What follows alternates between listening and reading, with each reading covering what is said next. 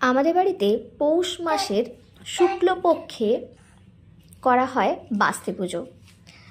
এখন তো বাস্তু বলে কিছু নেই, তাই ছাদেই বাস্তু পুজো করা হয়। আমিও সকাল সকাল স্নান করে রেডি হয়ে গেছি। মা এখানে বাস্তু ঠাকুরটা বানিয়ে নিয়েছে।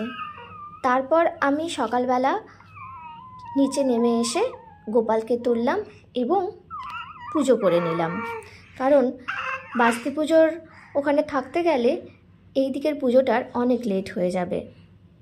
দেখো, আমি গোপুসোনাকে রেডি করে নিয়েছি শীতের পোশাক পরিয়ে। এই সোয়েটারটা আমি 2 বছর আগে বানিয়ে দিয়েছিলাম, কিন্তু মেয়ে হওয়ার পরে সত্যি একটুও সময় পাচ্ছি না গোপুর জন্য কিছু করার। পরে করব। ছাদে গিয়ে মেয়েকে খাওয়াচ্ছিলাম আর সাহায্য করছিল দাদা। তারপর মেয়ের একটা ফিডিং ন্যাপি এসেছে, সেটা মেয়েকে পরিয়ে দেখছিলাম। আবার চলে এসেছি ছাদে। ছাদে ব্রাহ্মণ এসে গেছে, এখানে ব্রাহ্মণ পুজো করছেন। আর এই যে বাস্তি ঠাকুরটাকে এইভাবে আমরা রেডি করি, দেখতেই পাচ্ছ।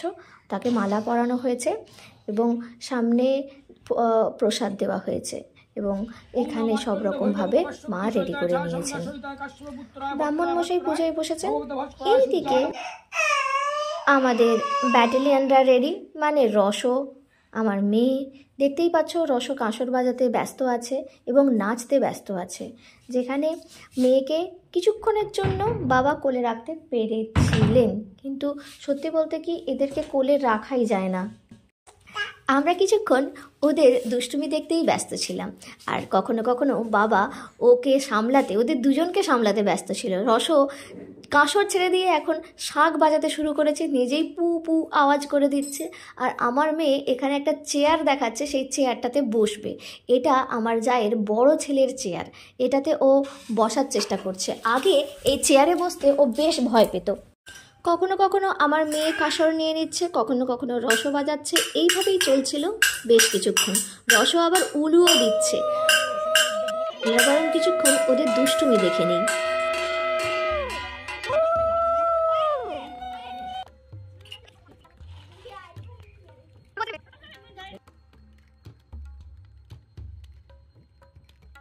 তারপর ছিল অঞ্জলি দেওয়ার পালা।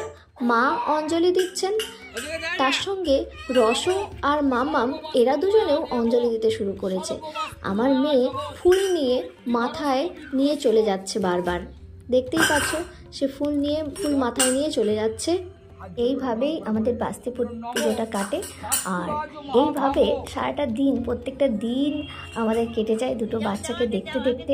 সারাদিন কোথা দিয়ে যে বেরিয়ে যায় সকাল থেকে রাত্রে আমরা কিছু বুঝতেই পারি না। এই ভিডিও তোমাদের কেমন লাগলো অবশ্যই জানিও। আমার ভিডিও দেখার জন্য থ্যাংক ইউ।